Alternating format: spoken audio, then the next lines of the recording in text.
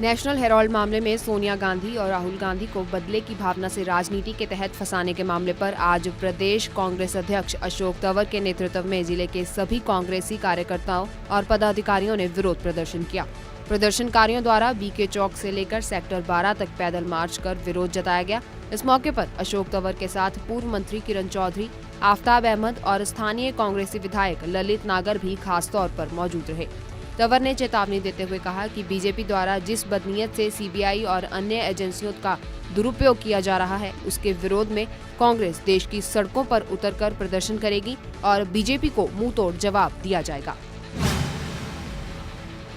23 दिसंबर को जींद में जाट अधिकार रैली होने जा रही है। इस रैली को लेकर सर्व जाट महापंचायत के राष्ट्रीय प्रवक्ता आज सिरसा में जाट समुदाय के लोगों को आरक्षण अधिकार रैली के लिए निमंत्रण देने पहुंचे। उन्होंने जाट समुदाय को आह्वान किया कि रैली में ज्यादा से ज्यादा संख्या में पहुंचे ताकि आरक्षण का उनका अधिकार हासिल किया जा सके।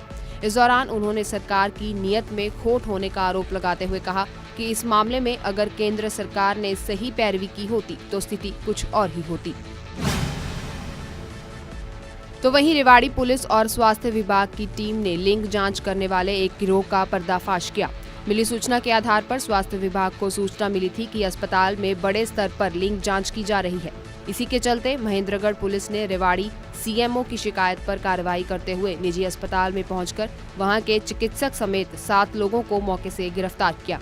पुलिस ने आरोपियों के खिलाफ पीएनडीटी एक्ट सहित विभिन्न धाराओं के तहत केस दर्ज कर कार्रवाई शुरू कर दी है।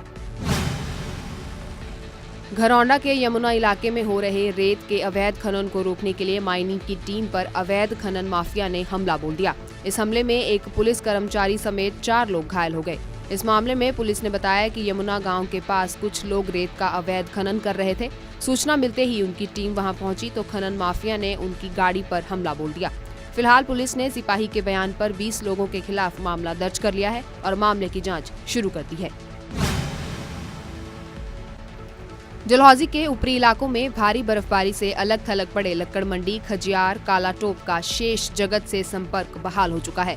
लोक निर्माण विभाग डलहौजी द्वारा जेसीबी लगाकर युद्ध स्तर पर दिन रात करके सड़कों से बर्फ हटा दी गई है। गौरतलब है कि हाल ही में हुई बर्फबारी से डलहौजी के कई मार्ग बंद हो गए थे, जिस वजह से स्थानीय लोगों और पर्यटकों को भारी परेशानी का सामना करना पड़ रहा है। जिला के ऊंचाई वाले क्षेत्रों में बर्फबारी से ज्यादातर संपर्क मार्ग अभी भी अवरुद्ध है। हालांकि इस मार्ग से बर्फ हटाने के बाद भी मार्ग में फिसलन के कारण अभी गाड़ी चलाना जोखिम भरा काम है, जिसका हल लोक निर्माण विभाग द्वारा निकाला जा रहा है। लिहाजा डलहौजी खजियार मार्ग खुलने से जनता ने राहत की सांस ली।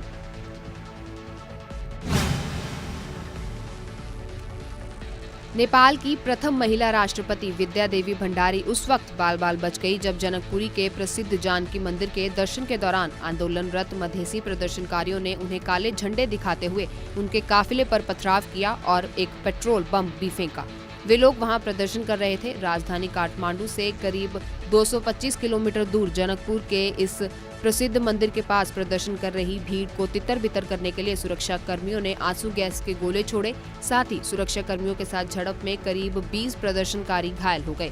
प्रत्यक्षदर्शियों के मुताबिक राष्ट्रपति के रूस में उनकी यात्रा के विरोध में प्रदर्शन करते हुए सैकड़ों की संख्या में लोग जनकपुरी की सड़कों पर उतर आए और उनमें से कई लोग काले झंडे लिए हुए थे। प्रदर्शनकारियों ने राष्ट्रपति भंडारी के काफिले को निशाना बनाकर पथराव किया, लेकिन वाहनों को कोई नुकसान नहीं हुआ। भंडारी की यात्रा के दौरान जनकपुरी के विभिन्न इलाकों में पुलिस के साथ प्रदर्शनकारियों की झड़पें हुई। घायलों का स्थानीय स्वास्थ्य केंद्रों में इलाज चल रहा है। उत्तरी सीरिया के 2 बाजारों पर संदिग्ध रूसी हवाई हमलों में कम से कम 39 नागरिक मारे गए हैं। यह जानकारी एक निगरानी समूह ने दी है। सीरियाई मानवाधिकार वेधशाला के अनुसार मंगलवार को मारत अल नासन स्थित ईंधन के बाजार में बोले गए इन हमलों में करीब 16 नागरिक मारे गए हैं। उत्तरी अलेप्पो प्रांत में आईएस समूह के कब्जे वाले गांव पर बोले गए हमलों में 5 महिलाओं समेत अन्य 23 नागरिक मारे गए। गांव पर किए गए इन हमलों में आईएस के 4 जिहादी भी मारे गए हैं। ब्रिटेन के इस निगरानी समूह ने कहा है कि दोनों स्थानों पर बोले गए इन हमलों में मरने वालों की संख्या बढ़ भी सकती है, क्योंकि अभी कई लोग गंभीर रूप से घायल हैं। रूस ने 30 सितंबर को सीरिया में हवाई हमले शुरू किए थे। उसने शासन विरोधी सशस्त्र समूह के खिलाफ हमला बोला था। इन समूहों में अमेरिका द्वारा समर्थन प्राप्त विद्रोही एवं जिहादी समूह भी शामिल है। मार्च 2011 में सीरियाई संघर्ष की शुरुआत से अब तक 2.5 लाख से ज्यादा लोग मारे जा चुके हैं और लाखों लोग इस युद्धरत देश से अपने घरों को छोड़कर पलायन कर चुके हैं। बोको हराम के इस्लामिक चरमपंथियों द्वारा अशांत उत्तर पूर्वी नाइजीरिया के 3 गांवों में सप्ताहांत पर बोले गए हमलों में 30 लोग मारे गए और 20 अन्य घायल हो गए। इन हमलों की खबर काफी देर से सामने आई क्योंकि इलाके के दूरसर 4 खंभों को बोको हराम के पूर्व में किए गए हमलों में नष्ट कर दिया गया था। इससे संचार सेवा बाधित हो गई थी। इस्लामी चरमपंथियों ने गाँव पर धावा बोलकर कब्जा कर लिया और पीड़ितों को मारकर गाँव में आग लगा दी। AFP के आंकड़ों के मुताबिक राष्ट्रपति मोहम्मद बाहूरी द्वारा मई में पदभार संभाले जाने के बाद से अब तक हुई मौतों की संख्या 1530 से ज्यादा हो गई है। बुरातेई और आसपास के इलाकों के बोको हराम द्वारा हाल में बोले गए घातक हमलों में निशाना बनाया गया है। स्थानीय लोगों का मानना है कि सेना प्रमुख आतंक विरोधी अभियानों के तहत जो दबाव बोको हराम पर बना रहे हैं, ये हमले उसी के जवाब में किए जा रहे हैं। राष्ट्रीय राजधानी में बढ़ते प्रदूषण को लेकर सुप्रीम कोर्ट ने डीजल गाड़ियों पर एक बड़ा फैसला लिया है। जानकारी के अनुसार सुप्रीम कोर्ट ने आज तत्काल प्रभाव से राष्ट्रीय राजधानी दिल्ली और NCR में 2000 सीसी से अधिक की डीजल गाड़ियों के रजिस्ट्रेशन पर रोक लगा दी है। बता दें कि सुप्रीम कोर्ट के द्वारा 31 मार्च 2016 तक दिल्ली और NCR में डीजल गाड़ियों के रजिस्ट्रेशन पर रोक लगाई गई है। साथ ही 2005 से पहले की रजिस्ट्रेशन वाले ट्रकों की दिल्ली में एंट्री पर भी बैन लगा दिया गया है। इसके अलावा जिन ट्रकों में अब दिल्ली का सामान नहीं होगा, उनकी एंट्री पर भी दिल्ली में रोक लगा दी गई है और साथ ही दिल्ली में आने वाले ट्रकों पर लगने वाला ग्रीन टैक्स दुगना हो गया है। नए साल से 50,000 रुपए अथवा इससे अधिक के होटल बिल और विदेशी यात्रा किराए का नगद भुगतान करते हुए स्थायी खाता संख्या यानी पैन बताना अनिवार्य कर दिया गया है। सरकार ने घरेलू स्तर पर काले धन की निगरानी के लिए यह कदम उठाया है। आगामी 1 जनवरी 2016 से यह नियम लागू हो जाएगा।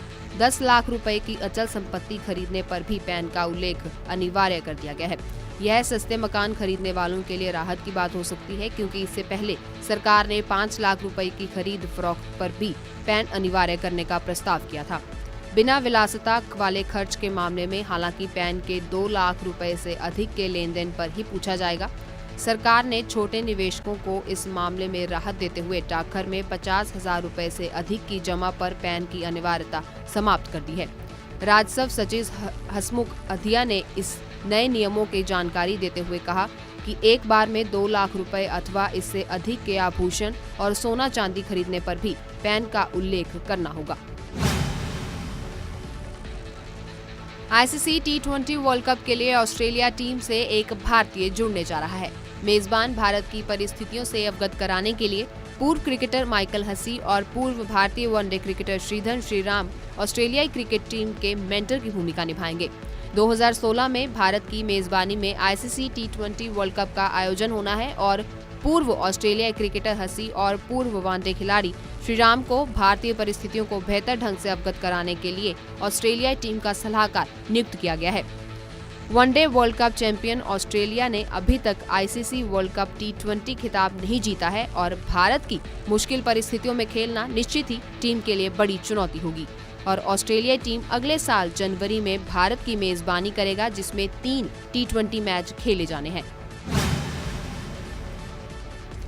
T20 विश्व कप विजेता टीम के सदस्य ऑलराउंडर यूसुफ पठान एक बार फिर टीम इंडिया में जोरदार वापसी करना चाहते हैं।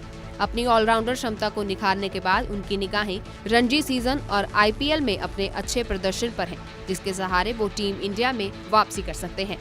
भारत की तरफ से मार्च 2012 में अपना आखिरी अंतर्राष्ट्रीय T20 मैच खेलने वाले यूसुफ IPL में कोलकाता नाइट राइडर्स की तरफ से लगातार अच्छा प्रदर्शन करते आ रहे हैं और उन्होंने इस रणजी सीजन में बड़ौदा की तरफ से भी काफी अच्छा खेल दिखाया।